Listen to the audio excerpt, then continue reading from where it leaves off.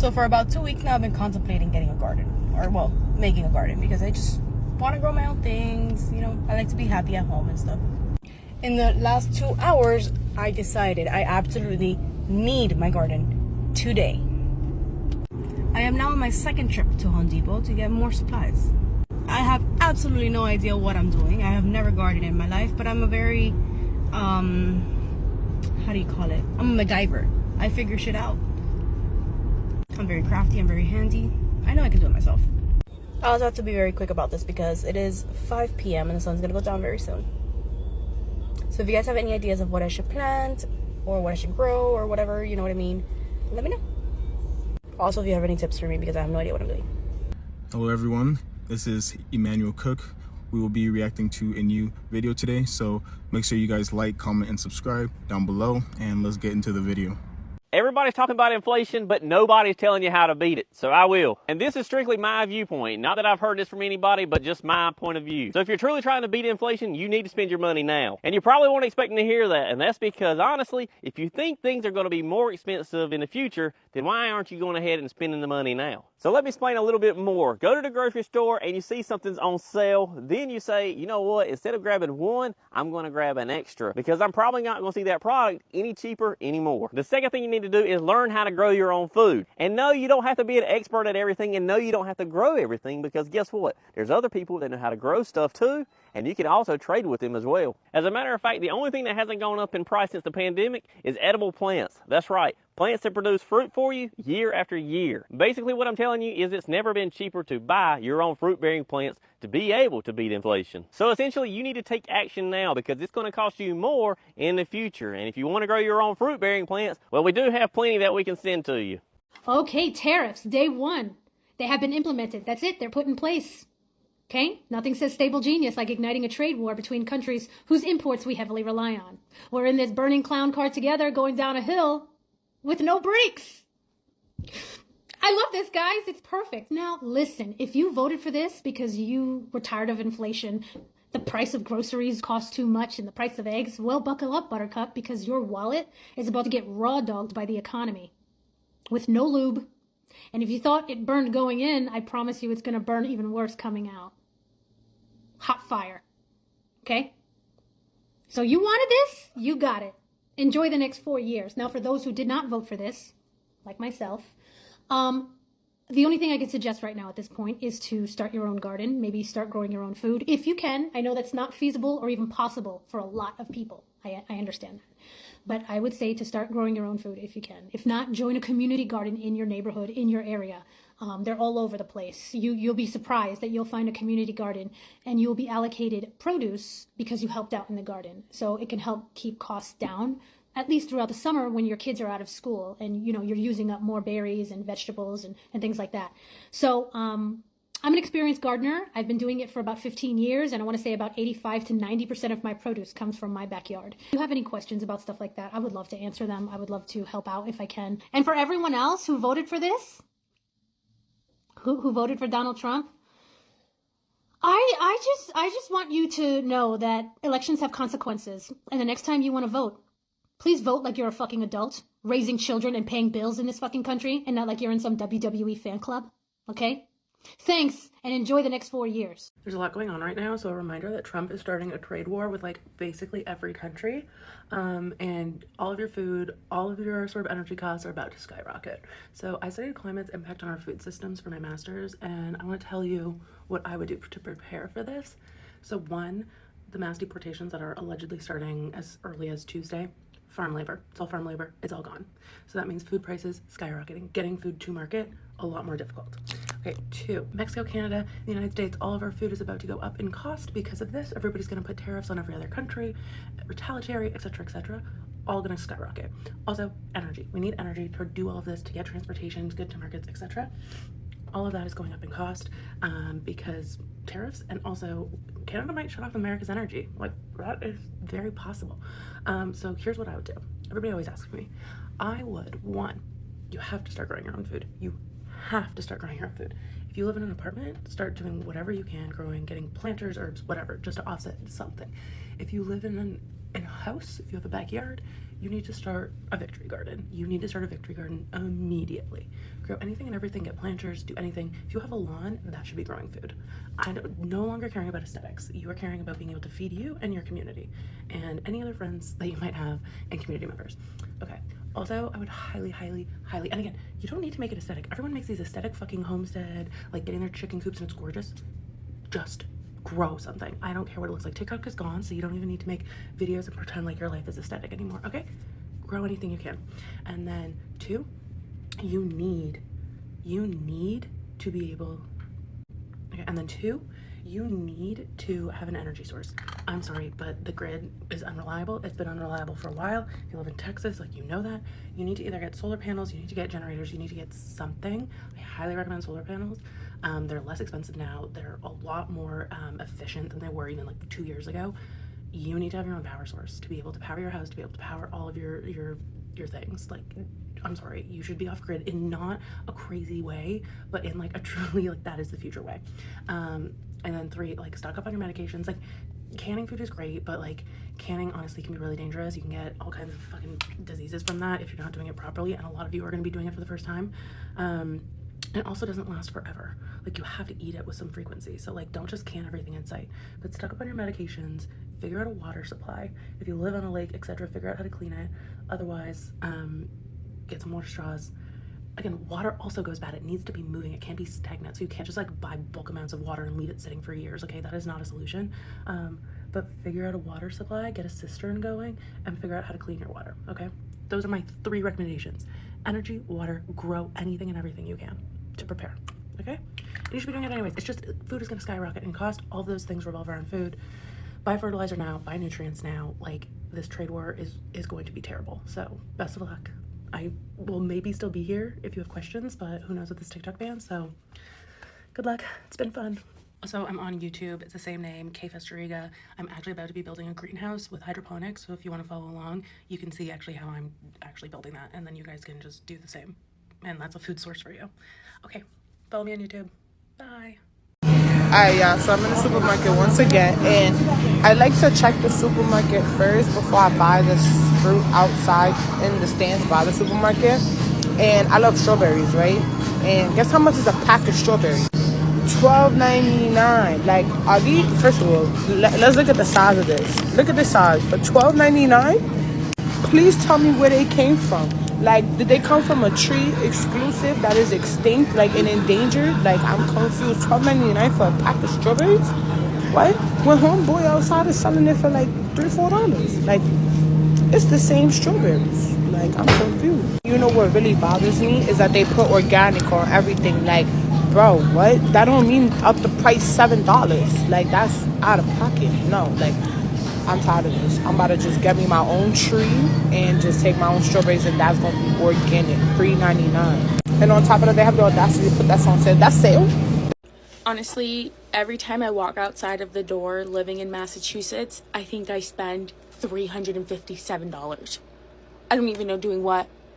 All I do is go to work and come right back home, and I feel like I'm spending so much money.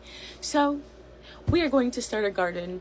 And if anyone on TikTok can give me any tips or tricks for growing a garden with fruits and vegetables in central Massachusetts, I would gladly appreciate that, because we're about to be a full-on farm over here. What? Oh, I have grass outside. I can grow something, right?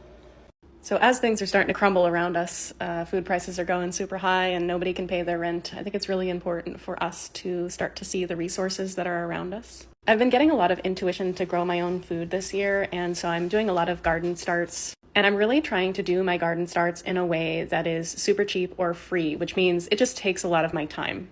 And I'm noticing all the stuff around me that I normally regard as trash as stuff that's actually super useful to me in my gardening efforts. And I think we can see a lot of things this way.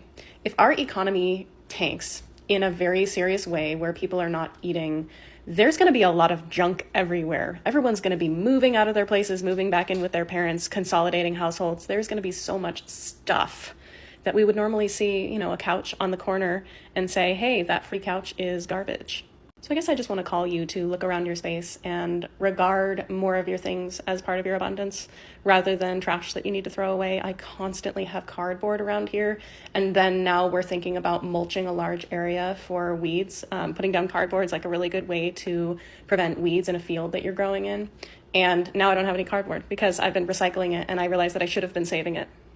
So if we are to fall on leaner times, and I'm not saying that we are, but if we do, what are the things you're going to look around and wish that you had saved? I saw a video this week of a farmer that said, wow, I really wish before I moved onto my land that I had been planting seeds and growing fruit trees just in my side yard so that I wouldn't have had to buy all the seeds for my fruit forest, or I wouldn't have had to buy the immature trees. These are the seeds that I'm starting, and I'm so proud of my little crappy little seed pots that I made out of paper grocery bags, and then I like cut these little labels out of a stiff piece of plastic that I had. I'm so proud of my little shitty garden thing. And yeah, the more that we can establish bartering relationships with people, the more that we can grow our own food, we will ease the effect that the overall shitty economy has on us right now. And so it is a good thing to do no matter what you think is going to happen. Do you guys ever go grocery shopping today in 2023 and go, man, everything's so expensive. How is anybody surviving? How am I surviving? How are we surviving? How are we going to survive? Should we start a community garden? Like, what do we do about it? I don't know. Should we all just start a farm and just make our own food, perhaps? Do you guys want to do this with me?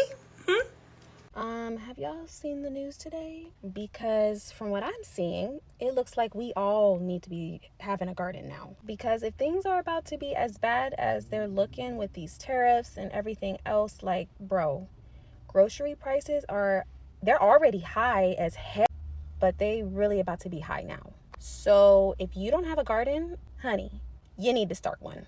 And I don't want to hear nothing about having a green thumb. I don't want to hear none of that. It's all about reading, learning, and trial and error. So just start it now and thank me later. Hey y'all, see what Garden Under Influence. If you can't tell, I'm dirty as hell. I'm coming out the garden and dirty nails and all. I'm about to go back out there. But I've been out there reflecting on a lot of stuff.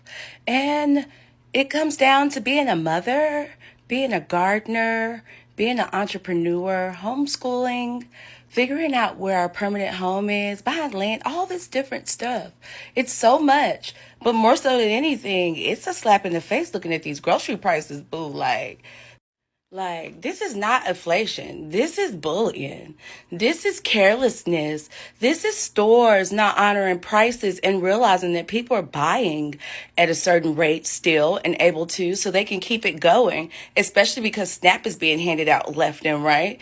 And that is what funnels a lot of these businesses. So at this point, for the average consumer, this is messed up. A quick reminder, please remember to like, comment, and subscribe down below. And let's continue the video. I really don't know where people get this idea that gardening is expensive, because it really isn't. I haven't spent very much money, if any at all, on my garden. Let me show you how I've been able to do that. Started this pigeon pea bush from seed, didn't pay for it, free. Banana tree sprouted in our compost. Pineapple tops, free. Another banana that we got off of another banana that we've already had. So this is a pup from another banana. Butterfly peas, foraged these seeds too, so this was also free. Okra, I think we may have bought these seeds, but at the most they might have been $1. The tire was free. There's a banana in it. We found this on the side of the road and this was free, and this is what we keep our compost in. And there's stuff sprouting out of it. Not really sure what that is, but oh, that's okra. Yeah, I think that is okra. So that will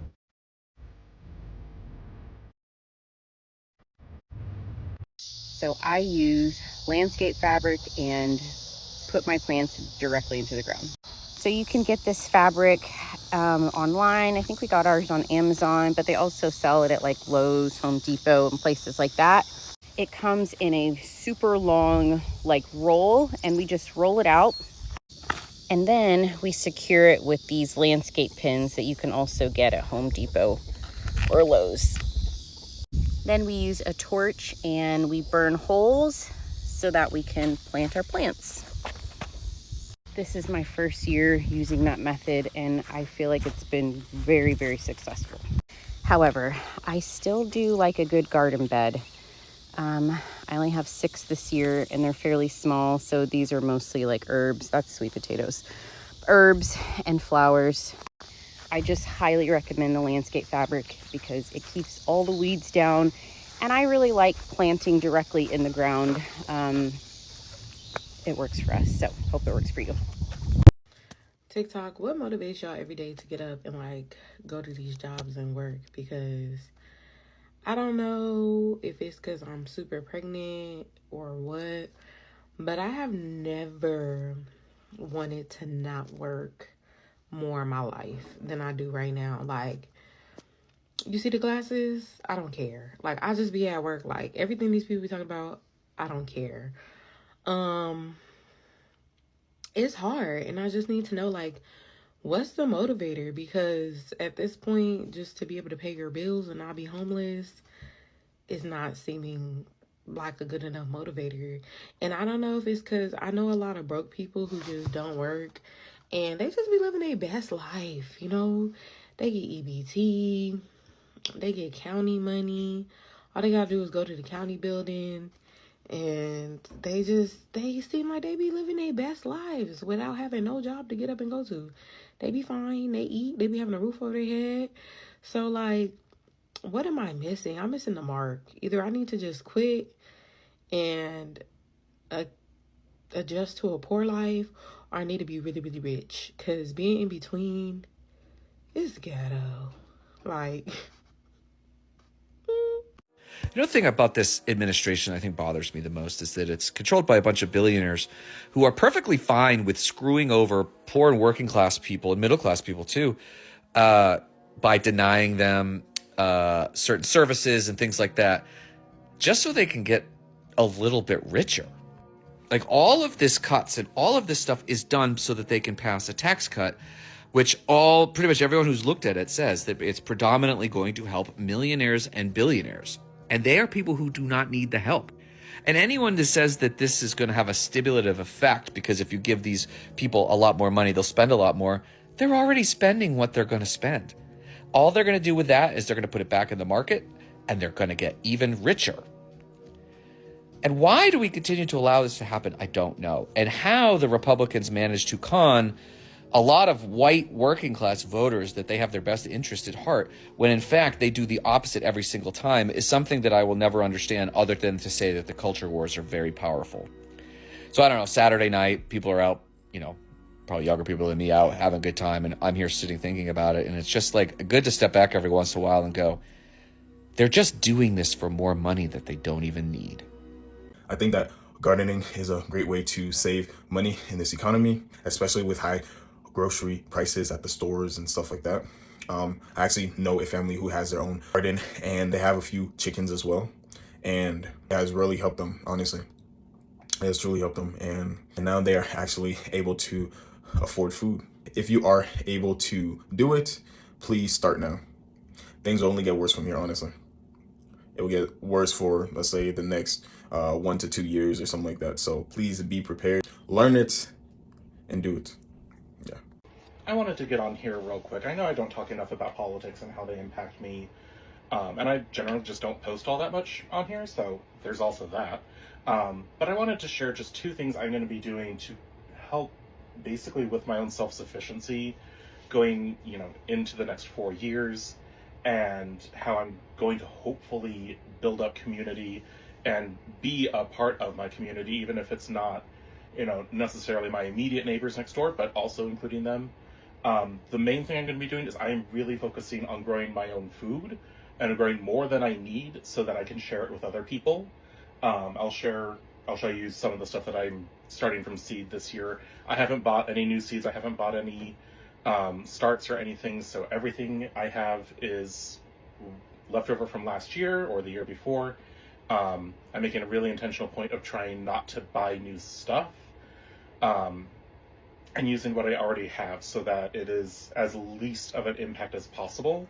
The other thing I'm going to try to do more this year, and I'll see if the budget even allows this, but I really want to focus on buying vegetables, at least ones that I can't grow myself. I really want to focus on buying those from farmers markets and local farms. There's a very strong chance, I fear, of the food that we buy in the grocery store if it's not already, there's a very strong chance that in light of there not being people willing to work in the fields or able to work in the fields anymore, there's a strong chance that we're going to start using prison labor to harvest our food in the fields. And I don't want to contribute to that. And I know that no matter where we're shopping, when it comes to the big box stores, they're going to be buying the cheapest produce possible. And by all means, act in your own ways and act within your means. But for me, I'm going to, whenever possible, be going to a local farmer's market and trying to buy vegetables from local farms, which also, you know, they might be using farm labor too. I will have to do some due diligence there. But it is far less likely to run into that at a farmer's market, at least where you can like research and like pin down on a map where this food came from, rather than like even Costco or a Trader Joe's or a Winco, where it's much harder to figure out where the food came from. Not impossible, but much harder. And it is more likely to come from a very large corporate farm or a mega farm that is far more likely to use whatever the cheapest form of labor is, which I kind of suspect is going to become prison labor in the very soon times. But let me show you what I have started for my own garden already this year. And mind you, this is literally January 29th, so not even a full month into this year. So to start with, I do have some flowers that I started because I always like to have something that will attract pollinators. You can see some impatiens, sweet peas, some penstemon and salvia now. But then I also have some celeriac and some Chinese, some garlic chives, as well as traditional chives. And then I've got a lot of arugula because we eat a lot of salads, and I prefer like arugula over just regular lettuce. Also have some Chinese cabbage, some mustard greens, and some lettuce and chard growing here. And then over here, I have some kale and some giant red mustard that I started as well because we'll be using a lot of that in our salads and food. And here, I know I'm not supposed to start these indoors, but I've got some sugar snap peas started here. They're in some extra deep pots because they're really subject to root disturbance and don't do well when they're transplanted. So I wanted to give them as much root space as possible. And then a whole bunch of space for Chinese cabbage because we eat a lot of cabbage and we make a lot of kimchi. So I wanted to have that on hand. And then also some Swiss chard. And I also have some stuff that I salvaged from last year before the freeze came. I've got a kale, which honestly could have survived the freeze. Not a big deal for it, but I'm trying to train it into a kale tree. And then I have a tomato start, which I actually need to come out and prune the tomato off of because I want to use this as a start for next year. And then I have a habanero growing, and it is actually producing leaves and has a piece of fruit on it. And then here I have a Eureka lemon. Yes, Eureka lemon. And this is hopefully going to help me not spend $10 a piece on lemons and limes this year. Hopefully, if I can keep it alive. I do not have a great track record with them. And before we bean soup this to death, I just want to acknowledge that I know I have a lot of privilege being able to garden and being able to grow a lot of my own food. And I know that is not the case for a lot of people. I always just say, do what you can with what you have. Do what is within your means and within your abilities. If these are helpful for you or good suggestions you hadn't thought of, great. If they're inaccessible or impractical for you, find another way to resist. I've seen people start getting worried about produce and vegetables and meats in the country. I've seen some TikToks about people saying we have 3 days worth of supplies and that's it. Oh, I dropped my phone. Figures, I need a gimbal. But I went looking. I had a 4.5 hour flight to look, and I couldn't find a definitive study that was recently developed. But I did find some studies that show, on average, there's about 3 days worth of food at any given time on U.S. grocery store shelves. Most of that perishable goods. So your fruits, your vegetables, your meats, things like that. About 3 days supply. It can be less, it can be more, depending on the population center, the number of grocery stores, whether or not you live in a food desert, things like that.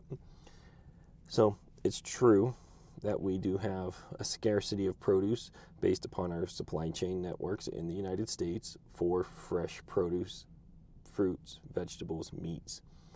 And as I'm researching this, one of the things that really blew my mind is 30 to 40% of all produce that comes into a grocery store every day is thrown out due to blemishes, due to size, due to colorations, due to it being too soft, it being too firm, all sorts of things.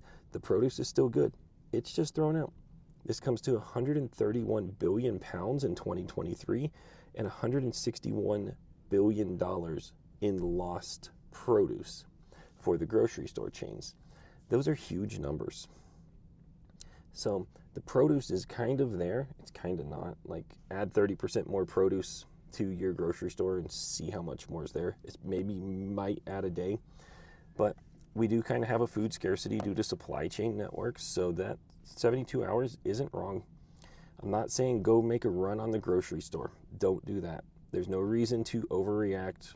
Just like there's no reason to overreact about toilet paper, there's no reason to overreact about whatever else has been overreacted on the last 5 years.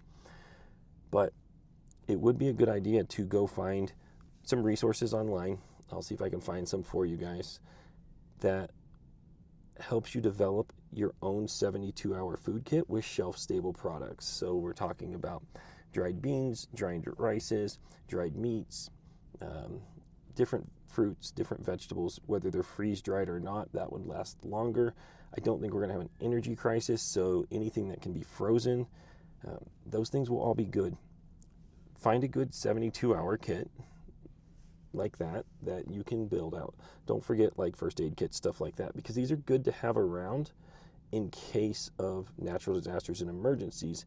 And those, if you're building one for that, it's best to just get full shelf-stable products. Don't go for the frozen stuff. But there's good resources for both shelf-stable and not shelf-stable 72-hour kits, what to have in your house.